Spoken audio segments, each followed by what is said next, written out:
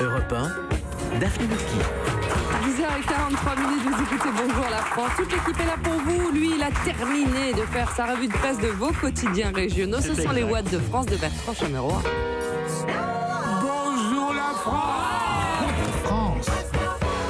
Toujours accueilli par Michou, Bertrand. Toujours un plaisir. Toujours, oui, même le matin tôt. Alors, vous nous parlez de quoi ce matin? De grosses blagounettes.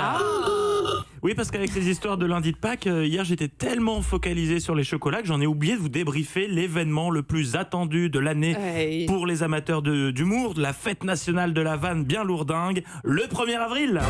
La foire à la poilade, et vas-y que je te frotte la brosse à dents sur une gousse d'ail, et ça échange des étiquettes des boîtes de conserve. Et chérie, je t'ai pas dit, j'ai gagné au loto, on part aux Bahamas. Poisson d'avril, on va dîner chez la belle famille. Ah là là, on se marre. Stop. Et comme chaque année, tout le monde, ou presque, y est allé de sa petite blague.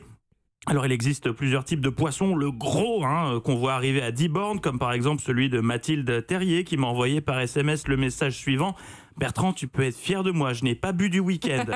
Bon, c'est vrai. Là typiquement on repère tout de suite que c'est un poisson d'avril, d'autant plus que ce week-end à Saint-Jean-Pouch dans le Gers, à l'occasion de Pâques, un vignoble gersois a organisé une chasse non pas aux œufs, mais aux bouteilles de vin. Véridique, c'est une vraie info. Ça ne m'étonnerait pas que Matou y ait traîné ses guêtres d'ailleurs. Oh, Sinon... arrêtez, elle est sobre comme tout. Depuis lundi dernier. Ouais. Bon, sinon, il y a les poissons d'avril mignons, comme celui des gendarmes de Perpignan qui ont fièrement présenté leur nouvelle monture, une Harley Davidson, ou encore celui de la mairie de Nice, oui, encore, qui a fait croire aux habitants de la Riviera que les mythiques chaises bleues qui jonchent la promenade des Anglais ont été remplacées par des chaises jaunes. C'est sympathique. Et puis, il y a les poissons d'avril qui ne passent pas.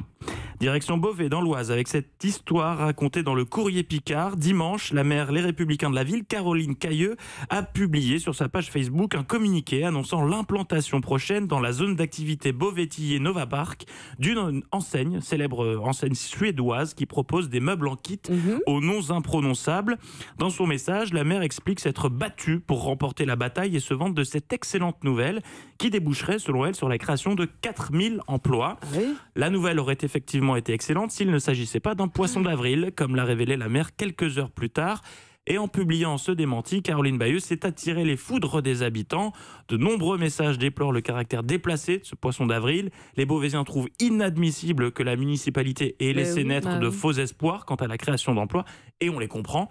Et de son côté, l'opposition a fustigé le mépris de la maire vis-à-vis des habitants de Beauvais. Quel mauvais poisson d'avril. Très mauvais. Comment réagit la mairie ? Alors face à la polémique, la maire a tenté de noyer le poisson en expliquant qu'elle prévoit de recontacter l'enseigne suédoise pour lui présenter les nouveaux atouts du Nova Park et espérer une vraie implantation de l'enseigne à Beauvais.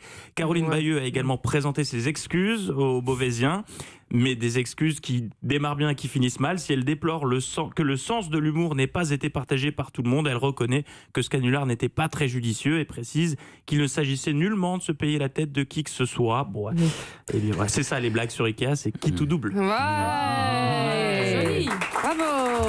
Non mais bon. Europe